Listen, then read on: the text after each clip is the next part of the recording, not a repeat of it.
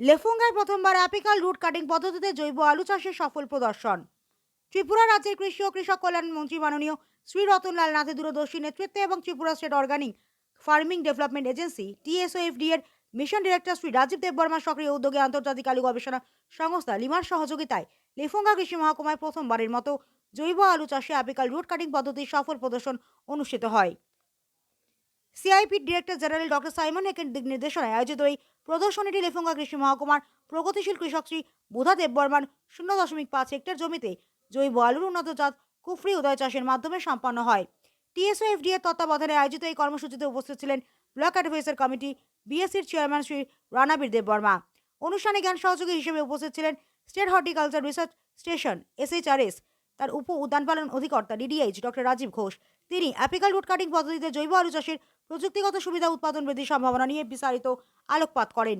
এছাড়াও লেফুঙ্গা কৃষি মহকুমার superintendent of agriculture Shri Ashim Debbarma সহ টিএসওএফডিএ ও কৃষি দপ্তরের অন্যান্য আধিকারিকরা উপস্থিত ছিলেন। তারা আধুনিক বৈজ্ঞানিক ও উদ্ভাবনী জৈব কৃষি পদ্ধতি গ্রহণের মাধ্যমে উৎপাদন বৃদ্ধি এবং কৃষকদের আয় উন্নয়নের উপর গুরুত্ব আরোপ করেন। এই উদ্যোগের মাধ্যমে লেফুঙ্গা অঞ্চলে জৈব আলু চাষে নতুন দিগন্ত উন্মোচিত হবে এবং কৃষক সমাজ আর্থিকভাবে আরও লাভবান হবে বলে আশাবাদ ব্যক্ত করা হয়। আমাদের ত্রিপুরা রাজ্যে গত 2 বছর ধরে আমরা আলুর যে এপিক্যাল রুটেড কাটিং এবং টিস্যু কালচারের ল্যাবরেটরিতে তৈরি করা বা এআরসি ডিরাইভড যে চারা আমরা ত্রিপুরা রাজ্যে করেছি, তার 2 বছরের যে আমাদের রেজাল্ট, তার নিরিখে আমরা আজকে এবার লেফুঙ্গাতে আমরা নিয়েছি।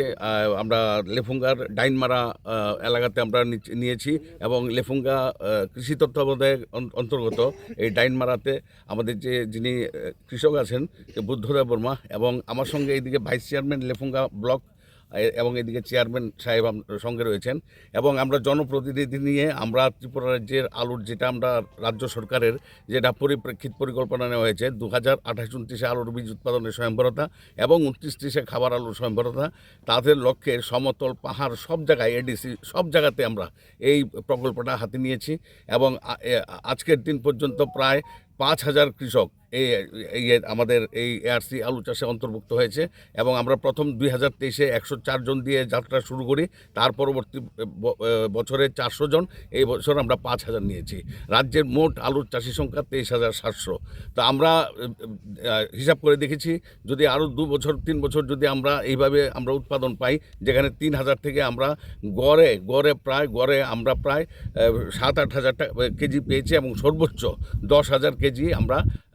ব্যুরো রিপোর্ট, হাল্লা বোল।